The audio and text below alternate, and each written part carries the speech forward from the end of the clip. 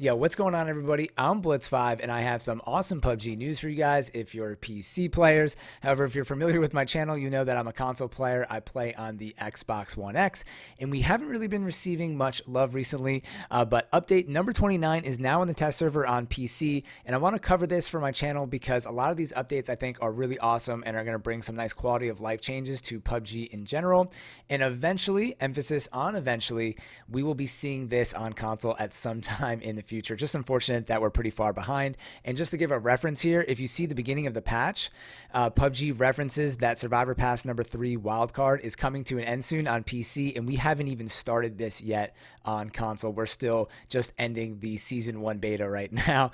So we're definitely pretty far behind. And just in general here, I want to say that I'm not going to be going through this update line by line. If you guys want to read this, just Google it or check the link down in the description box below. Go to the official PUBG forum. I just want to highlight some stuff again that I think is going to be helpful or useful for you guys to know if you're playing on console, and things that I think are important. So let's start off with Vikendi first. So this is really where we get into one of the biggest changes, and this is Vikendi's second rebalancing. So Vikendi had like that minor weapon rebalancing first, and this has to do a little bit more with weapons, but also with the way the circle works. And a lot of people were complaining about Vikendi. I hear about it in my stream pretty often now, and I think some of that is misguided. I think the map is overall pretty awesome. I know there's some areas where there's a lot of compounds that are too close to one another that create for some kind of unfortunate gameplay, which I'm going to show you guys in a second. I have a map I'm going to pull up, but I feel like a lot of it will be solved through adjusting the blue zone and how the circles work, and that's what they're doing. So if you read the first couple changes here, they've made blue zone adjustments to support a wider variety of gameplay experiences around Vikendi.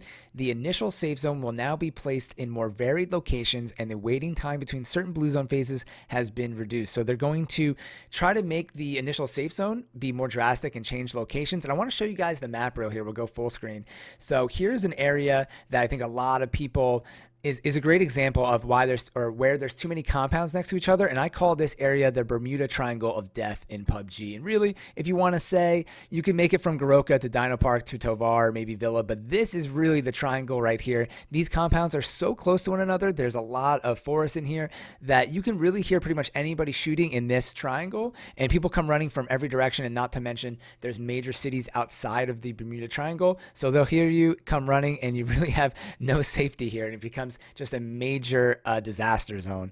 So I feel like that frustrates a lot of people. And then overall, I know I'm not like drawing here or anything, but I think you guys can see it with the mouse. This area seems to be where like a majority of the circles go. So I think a lot of players end up in this Bermuda Triangle of Death, and that creates a lot of people to get frustrated in the game. Just obviously anecdotal experience here, but I play this game a lot, and also they've admitted that the circle is pretty stagnant and centralized, and I feel like that's experience that almost all PUBG players share on this map. And I also want to highlight some areas that I like to land and some of my favorite parts of Vikendi, where we rarely see the circle go, and having a more drastic circle I feel like would highlight some of these awesome parts of the map, and then people would enjoy the map even more. And it happens to be an unfortunate map design flaw that this map is the best designed map in terms of environment, the most realistic looking, has the best locations in my opinion, but they're all in the outskirts of the map, and I'm going to show you guys some examples. So let's start with one that everybody knows. Winery, such a great awesome place designed in the game. Winery has a little basement area, but you never see the circle go here, and I often don't even really land here because it's just so far away from where the circle normally is. Not to mention this whole area behind here is very unique as well, and I almost never go here. I think I was here for the first time the other day. There just really is no point. Then we move on to Cantra. This is probably the city I spent the least amount of time in. Used to land at Hot Springs when there was the mission there in Survivor Pass number 2. And then there's this area right here, which is really cool. There's like a swamp area with some water and some wooden bridges. But again, some people I play with don't even know this area exists, because why would you go over here? There's really no point. And then 3 of my favorite spots to land that are kind of low key on the map is a lumberyard, really cool designed area. I like to go to Sawmill, which is basically like a lumberyard a little bit. And then this area most people know about now, but it's Port. This is one of my favorite places to land. It probably is my favorite place to land in the game. I like going at this boat. Don't go there because I'll see you there if you're playing on console. There's amazing loot on this boat, and then you come through here, and usually if you check out this area or go to Zababa after, you can end up fully kitted, whether you're playing with solo duos or in a squad, you'll be set. So I feel like if the circle went up there a little bit more, you would see some of these really cool locations that have awesome designs. I think one of these spots over here, I think it's here, has some like running water in this awesome creek, but you rarely see it because the circle never goes up there. And why would you land here? I mean, maybe you go here for a second and then you would immediately leave. So I hope I'm not like kind of over iterating that point here, but I feel like that would make people's experience on Vikendi just be a little bit better. So hopefully this change helps. And then going down, they're changing some of the items. They're going to increase ARs, DMRs, and sniper rifles. Look at this, sniper rifle spawns increased by 7 times. I almost think this is almost a little heavy-handed. I don't want to be getting sniped from every which way in Vikendi. There's a lot of long sight lines. I know people want those snipers, but I feel like that's part of PUBG is like you should be rewarded for having one, not where this could make it worse, where everyone's going to feel like they can't move even more now and has to stay in their compound. So sometimes these changes to me could go in the other way. That's just my initial opinion of looking at this, but I know people want it.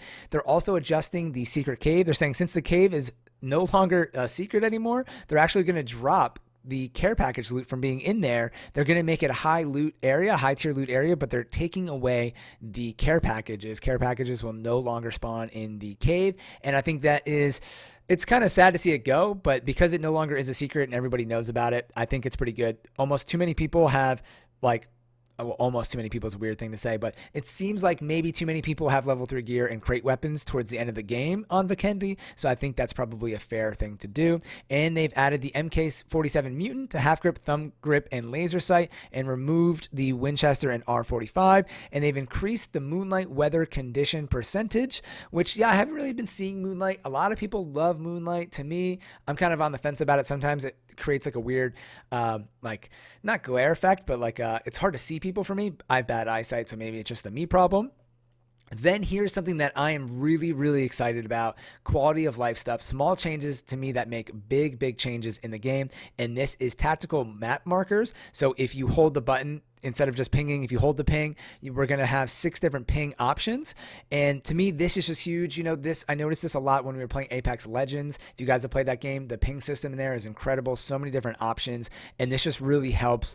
Even if you're communicating with people, it's just nice because, you know, to have more information to say like defend this area, watch this area. And that's exactly what you can do here. So we have attack, danger, defend, loot this area, regroup, and vehicle. So it's nice. To me, you can only leave one at a time, so that's kind of a bummer, but people would just spam if otherwise. But using this as an example, you could say, okay, Bob, you go loot here. Jeff, there's a vehicle here, so I'm going to mark that. And then if someone can mark that, and then I say we regroup here, someone leave that marker. So then everyone kind of just remembers, okay, this person's going to loot here, another person's going to get the vehicle, we're going to all pick each other up at this location.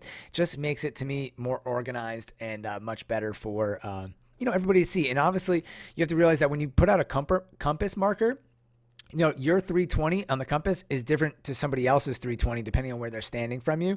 And I feel like a lot of people kind of fall trap of that, and then it's not an accurate marker. And the quick marker system to me has been very inaccurate on console, where you try to quick mark, say, north, and it's like popping up to another direction.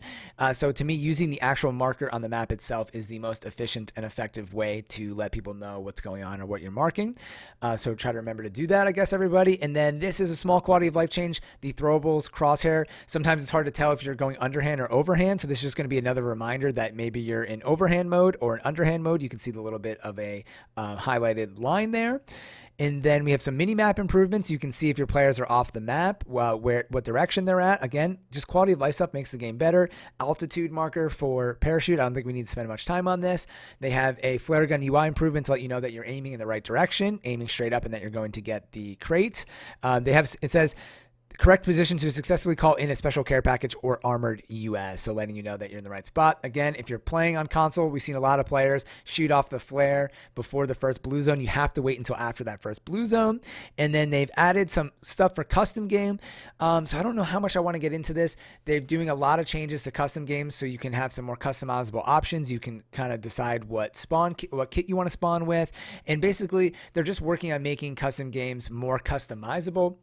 On console, we are so far behind in this that it's hard for me to even like bring this up right now. I don't even think PlayStation has custom games, but I tweeted at the community manager for PUBG on Xbox and PUBG Lumos. I think she does some stuff for maybe console, all of console. I don't know exactly like her title is, but I see her posting on PUBG Xbox stuff.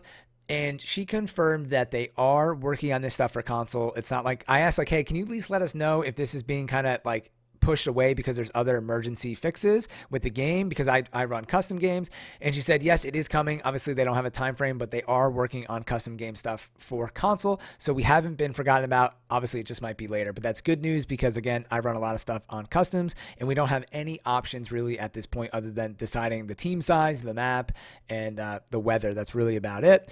And then also, they're going to be testing out, they're bringing that new mechanic toolbox. So this is using the toolbox in a vehicle will repair a certain amount of vehicle health. This was also leaked and is now coming into the game, just into custom matches right now. But a lot of times they test this out in custom matches, just like they did the flare. And then I can imagine this is most likely going to come into the game. I really don't feel like this is broken or overpowered in any kind of way, but obviously we'll see. And this is something that's small to the game, but is very, very cool. They also added that the training mode map, Camp Jackal, I don't know if I knew that was its name, has been added to the war mode map selection. Trying to think what else here that I noticed while I was reading this morning that I want to show you guys. There was a couple bug fixes that I wanted to bring up here. Fix an issue where players could take excessive damage or die when landing at specific locations. Oh, this was a big one. Grenades can no longer be thrown through wire mesh. So remember, if you're on console, this isn't happening yet. But this is going to be a pretty big change, most notably wire fences. There's a lot of fences in PUBG, especially on Erangel. And there's something here. Oh, this was big. Okay, so this is what I wanted to bring up. Fixed an issue where the screen would shake when ADS or leaning against a wall or on the corner of an object. And I don't know if this is going to completely fix the issue, but I'm sure if you guys have played PUBG a lot, you've noticed sometimes when you're up against a wall or by a box, sometimes you go to aim down sight and your gun is like freaking out and pointing up and shaking. So I'm hoping that this will fix this a little bit because that prevents you from shooting. And I know a lot of people have died that way. I lost a brutal chicken dinner situation, 2v1, where we had 2, the other player was 1, and I got stuck on the box. And it was just like, oh man, it was embarrassing. So that's kind of brutal, and hopefully that stuff will be fixed. And then just a handful of other bug fixes. So that's pretty cool. I'm really excited about these Vikendi changes. Let me know what you guys think about this, the marker system. I think eventually they're going to be doing this for console where there's some kind of grenade pinwheel. We really need that right now because it's annoying kind of trying to switch through your grenades on console, where maybe you could hold right on the D-pad and a grenade pinwheel pops up. This is the kind of stuff, pinwheels are the way to go, especially on console when we're running out of buttons places. Just put it in a pinwheel. And yeah, let me know what you guys think of the Bermuda Triangle of Death. Do you agree that this spot is pretty brutal sometimes? Where's your secret favorite place to land? If you don't want to mention it in the chat, that's fine. I gave you guys mine. It's port. If you're on Xbox, don't go there. I'm just kidding around. And I'll save any of my other favorite spots. I'll keep them in my head so you guys can't follow me there. But anyways, thank you all for watching. I'm Blitz5, and peace out.